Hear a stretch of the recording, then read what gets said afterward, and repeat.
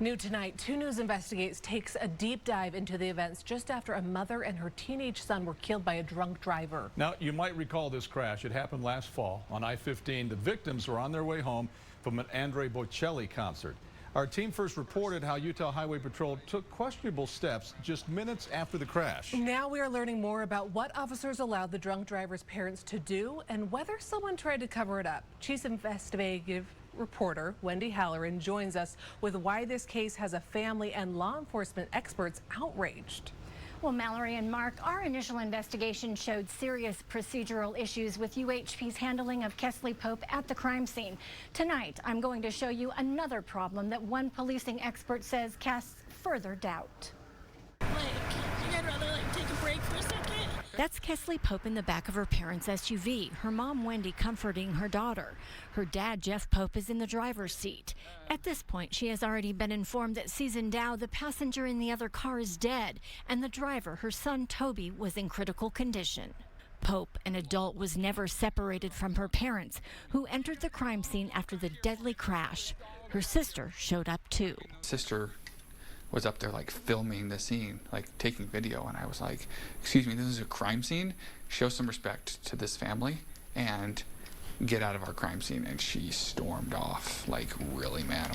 He said that you would be willing to take a breathalyzer? Yeah, that'd be perfect. Okay, so. Instead of making her blow into a breathalyzer right then and there, Sergeant Jeff Dutson allowed her dad to drive her out of the crime scene to the UHP office, which is unheard of in a DUI accident. Retired Salt Lake Police Chief Chris Burbank says this further compromised the integrity of the investigation. That moment that she is driven with her parents, we don't know if she consumed alcohol or not. If she downed half a bottle of Jack, you can't prove that she was intoxicated at the time the crash took place. For the family of Susan and Toby Dow, how this case was handled adds insult on top of the heartbreak of their deaths.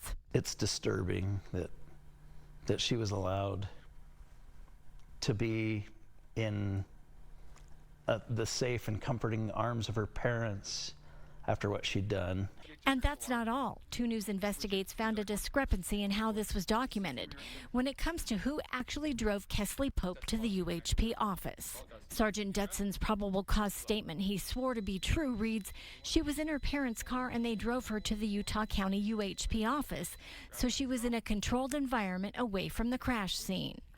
But the prosecutor, Jared Quist's sworn statement filed with the Utah County Court contradicts that notion. Evidence Quist received from Jeff Dutson of the Utah Highway Patrol seemingly matched up, but there was a glaring difference.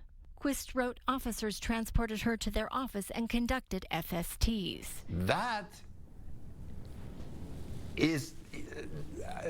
misconduct. Okay. Body camera footage shows Jeff Pope driving away with his daughter in the back seat. The fact that that made it to the court that's misconduct.